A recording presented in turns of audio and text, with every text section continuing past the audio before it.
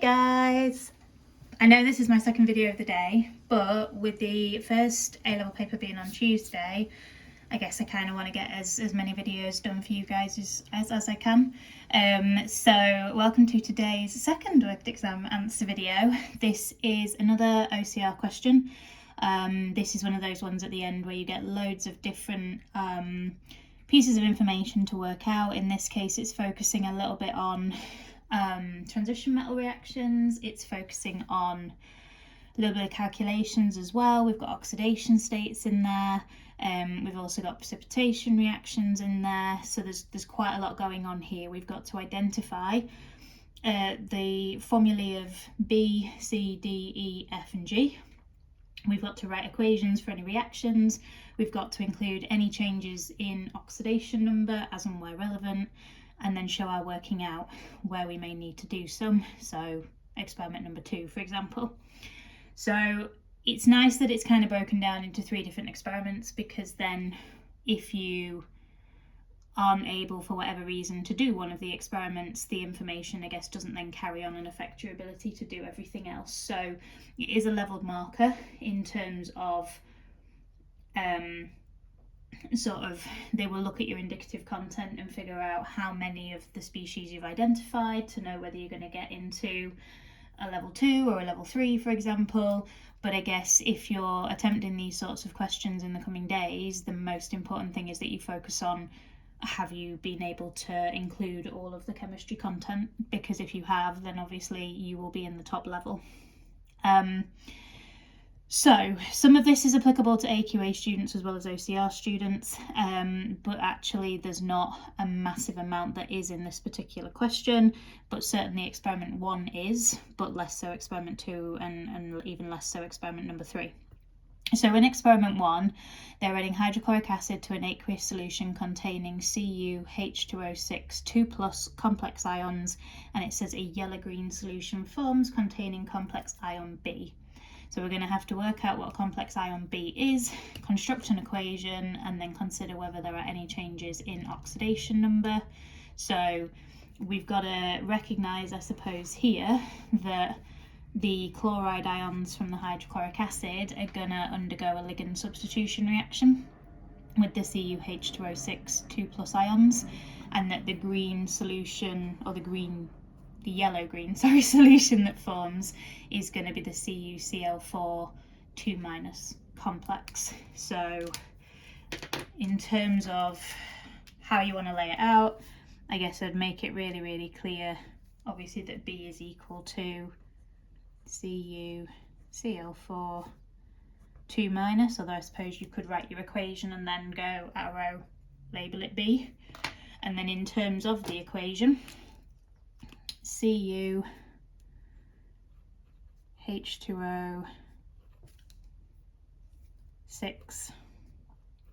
2+, needing to know that we can only use 4 chloride ions because they are larger than the water ligands and they're also charged, which is going to cause steric hindrance and repulsion, and that's then going to give us CCl4 2- and 6H2O.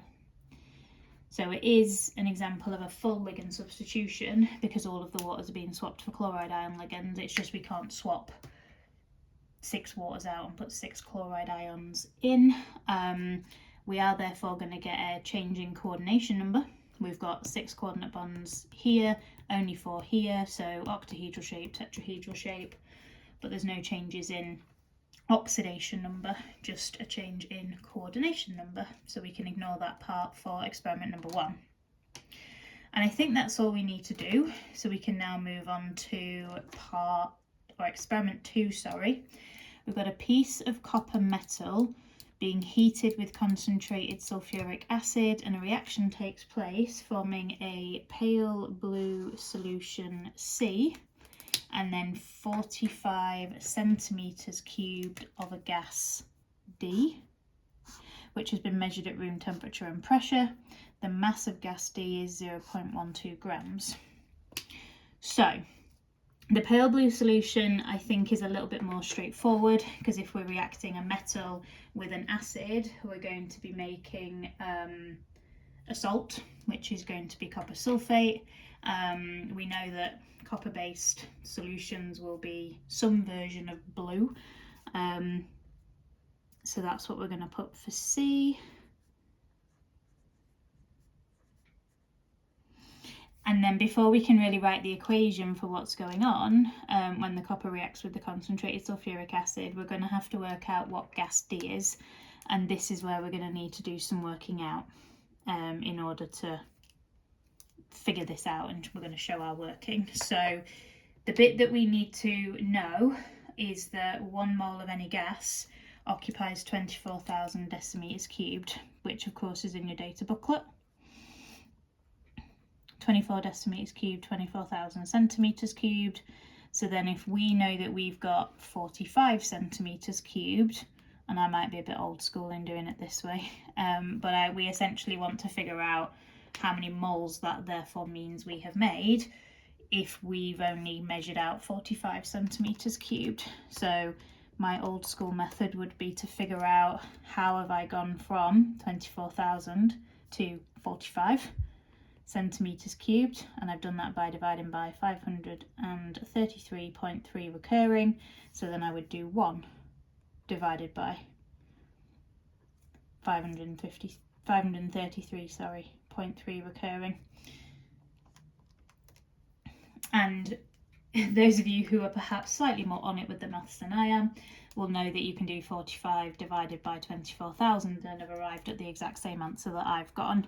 So it's just about doing what works for you. And because I'm having to explain it, that's the way that I would choose to do it. So that's how many moles of D we've made.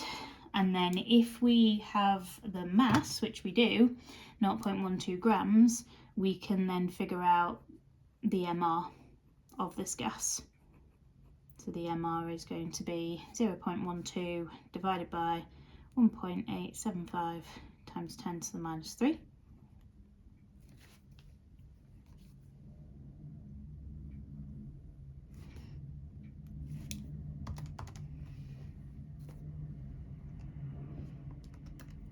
Which is 64. And then what we're going to have to do is try and figure out with an MR of 64 what potential gas could it be. So if we've got copper and sulfuric acid, I guess the first thing that came to mind before I did the calculation was hydrogen. That definitely doesn't work with an MR of 64. So then I guess the other potential gas I was thinking about looking at the formula of the sulfuric acid was maybe SO2, and sulfur has an AR of 32.1, each oxygen would be 16, so that's come out at 64.1, which seems like a legitimate suggestion for that gas. Now, putting together the rest of the equation, we're going to need 2 H2SO4s if we're going to have CuSO4, which is our pale blue solution, and SO2 as our gas. And then what atoms will we have left? Well, we're going to have 2 oxygens we've not used and 4 hydrogens. So 2 lots of water. And I guess just because they've only mentioned about C and D doesn't mean that they're the only 2 things we make, so it's obviously really important that you make sure you finish off the equation and make sure it's balanced. And so we've done an equation. Are there any changes in oxidation number? Yes, I would argue there are. 1, because the copper's going from an oxidation state of 0 as an element to becoming an ion, so that's definitely going to have changed its oxidation state. So as an element, it will be 0, and then in the copper sulfate product it's a Cu2 plus ion, so plus 2. So we've had an increase in oxidation state for the copper, so the copper has been oxidized. And then in terms of the sulfur, in H2SO4, oxidation state of sulfur is plus 6, because each oxygen is minus 2, which is minus 8. Each H is plus 1, so that takes us up to minus 6, and then no overall oxidation state on the compound, so S has to be plus 6. And it will still be plus 6 here, but it won't be plus 6 in here, because the oxygens are each -2, the sulfur has to now be +4. And so the sulfur has been reduced from +6 to +4. And that's experiment number 2. And then for experiment number 3, an excess of copper 2 oxide is heated with dilute nitric acid. The resulting mixture is filtered. The filtrate is a blue solution of E. And then aqueous potassium iodide is added to the blue solution E, and we're going to get a white precipitate F and a brown solution of G. And I guess with this one again, the first thing that makes sense to do, obviously, is work out what the blue solution is going to be, which is E. So copper oxide reacting with dilute nitric acid, a metal oxide reacting with an acid will make a salt plus water. So that would suggest that the blue solution is copper nitrate.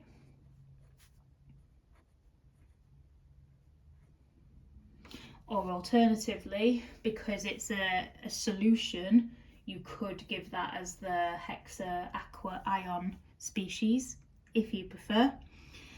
And then I guess the trigger for what's coming next is that we're adding aqueous potassium iodide. So when we've got Cu2 plus ions and we add potassium iodide or I minus ions, we end up reducing the copper to an oxidation state of +1, and we're going to oxidize the iodide ions to iodine. And because the copper will be in the +1 oxidation state in that product, our white precipitate F will have the formula CuI, and that's why it's white, because copper with a +1 oxidation state does not have an incomplete D sublevel, so therefore cannot be coloured. And the brown solution G is our iodine. And again, we do need to, I guess, be aware that that is the observation for iodine and it's a solution. And that's why it's brown. State symbol not needed, but yeah. So now we know that, I guess we've got 2 equations to write, haven't we? We've got to write the first one to make E, and then we've got to think about how E can react with the potassium iodide to make F and G. So CuO plus HNO3 makes CuNO3 2. I'm going to need 2 nitric acids therefore, and then we're going to make water. And then with the CuNO3 2 reacting with Ki,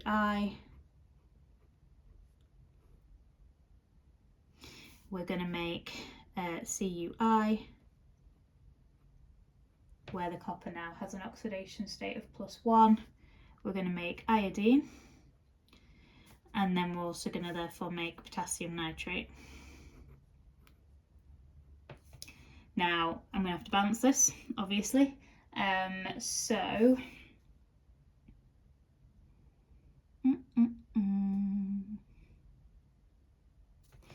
going to need to get the iodines on the right into an even number, so put a 2 in front of the CuI, which means I'm going to need to then put a 2 in front of the CuNO3 2, which then enables me to put a 4 in before the Ki, and then a 4 in front of the KNO3. Now that's one way you could write that equation. Alternatively, which is the one that you'll be more familiar with, I suspect, you can write it as Cu2+, which would obviously be 2 Cu2+ in terms of the balancing, 4I- becoming 2 CuI and I2.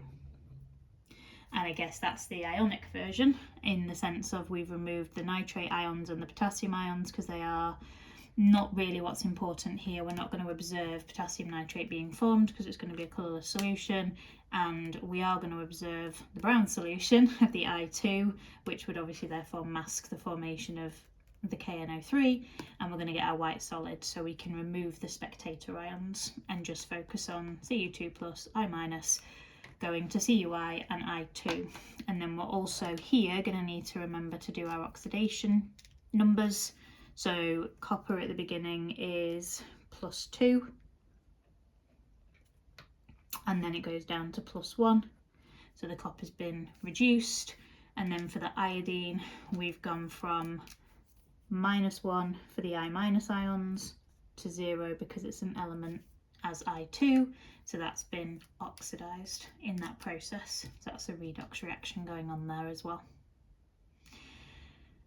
Now, like I say, if you couldn't do experiment 1, but you could do 2 and 3, then that's still, you know, great. Don't get too hung up on, like I say, the leveled mark schemes. Just focus on, can you answer each part? And if there's a part you can't answer, try and go back to the spec and work out, sort of in your revision anyway, why you can't. If this kind of thing comes up in the exam, all you can do is, yeah, break down what you can, figure out what you can. The more of the species you can identify, the better. And I guess don't forget to do things that may be slightly easier, like the changes in the oxidation numbers. It might be that you want to kind of change how it's written here into a bit of a tick list that you can then tick off for each experiment to say that you've done, to make sure that you are accessing all of the marks that you can. But I hope that's also going to be useful to you guys, and like I say, I will try and get as many more videos up over the weekend and Monday as I can. I'm not sure how many more I'll be able to get up after Saturday, after tomorrow, but I will do my very best for you guys. And anything you need in the meantime, please don't hesitate to ask, and I am sending all my best wishes your way with your revision. Take care everyone, catch you soon, bye!